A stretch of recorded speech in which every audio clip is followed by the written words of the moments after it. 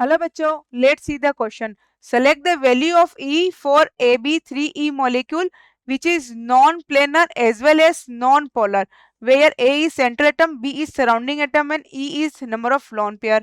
A option is 0, B option is 1 and C option is 2 and D option is none of these. तो हम इसको solve करते हैं. यहाँ पे हमें पूछा गया है AB3E जिसके अंदर ये मॉलिक्यूल जो है वो नॉन प्लेनर होना चाहिए और साथ साथ में ये नॉन पोलर भी होना चाहिए. नॉन पोलर मतलब कि डायपोल मूवमेंट जो है वो 0 हो. डायपोल मूवमेंट जिसे हम म्यू भी लिखते हैं. डायपोल मूवमेंट इज 0, तो वो नॉन पोलर होगा और उसकी ज्योमेट्री जो होती है वो नॉन प्लेनर होनी चाहिए. तो हम इसको सोल्व करते हैं. फर्स्ट है हमारे पास 0, तो ए है हमारे पास AB3L, ई जो है वो 0 है, इसका मतलब ये AB3 हो गया. मतलब लॉन पेयर 0 है, 3 बॉन्ड पेयर. एग्जांपल लेके चले तो हम जैसे बात करें BF3, क्योंकि बोरॉन के आउटरमोस्ट में 3 इलेक्ट्रॉन होते हैं तो तीनों शेयर हो गए, लॉन पेयर 0 हो गया. तो BF, F और F. तो हम इसका हाइब्रिडाइजेशन देखें तो वो होता है sp2. ट्राइगोनल प्लेनर ज्योमेट्री होती है ये. ट्राइगोनल प्लेनर ज्योमेट्री होती है. हमें यहाँ पे नॉन प्लेनर चाहिए तो ये हमारा आंसर नहीं होगा. इसका डायपोल मूवमेंट तो 0 है, म्यू इज इक्वल टू 0. ये नॉन पोलर होगा, मॉलिक्यूल तो नॉन पोलर होगा, लेकिन इसकी ज्योमेट्री जो है वो ट्राइगोनल प्लेनर है, नॉन प्लेनर नहीं है, इसलिए ए हमारा ऑप्शन नहीं होगा. क्योंकि ये सिमेट्रिकल ज्योमेट्री है. सिमेट्रिकल ज्योमेट्री होने के कारण यहाँ पर डायपोल मूवमेंट जो है वो 120 डिग्री पर है और डायपोल मूवमेंट वेक्टर क्वांटिटी होता है, इसलिए इसका म्यू जो है वो क्या है 0, क्योंकि ये सिमेट्री है यहाँ पर.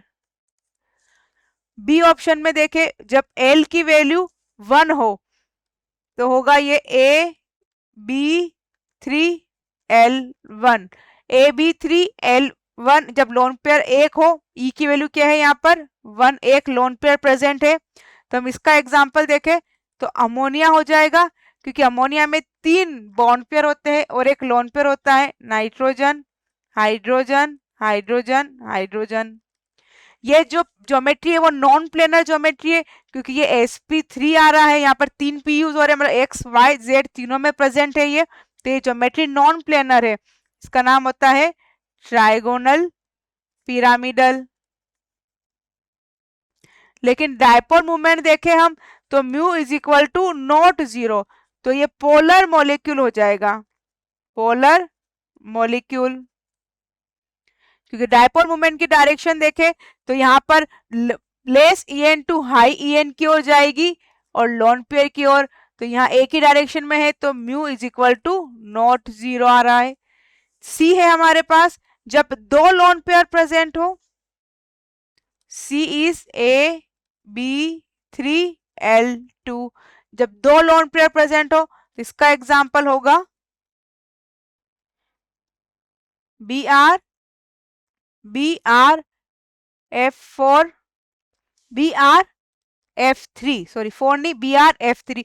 ब्रोमीन का आउटरमोस्ट में 7 इलेक्ट्रॉन होते हैं और F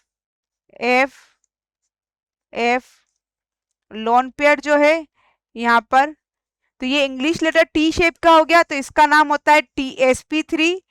डिहाइब्रिडाइजेशन होता है और टी शेप में होता है. ये ट्राइगोनल बायपिरामिडल के टी लोन पेयर जो है ट्राइगोनल बायपिरामिडल ज्योमेट्री में अरेंज है और इसका नाम है ये टी शेप में हो जाएगा. डायपोल मूवमेंट देखें तो यहाँ पर जो हमारी इक्विटोरियल पोजीशन है वहां पर म्यू जो है वो 0 नहीं है. एक्सियल पोजीशन पर हम बात करें, यहाँ पर 2 प्लेन बनेंगे, तो यहाँ ए जितना एफ ये लेगा उतना ही एफ ये लेगा, तो यहाँ पर दोनों जो ऊपर नीचे वाले ये म्यू जो है यहाँ पे इनका 0 हो जाएगा.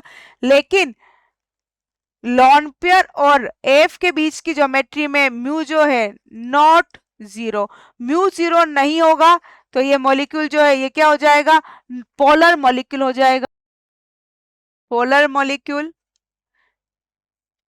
और हमें यहाँ पर नॉन पोलर चाहिए था, तो सी भी हमारा आंसर नहीं होगा। तो ए बी सी तीनों ही आंसर नहीं है, तो हमारा करेक्ट आंसर होगा option D, none of this. Option D is correct. I hope you will understood. Thank you, best of luck.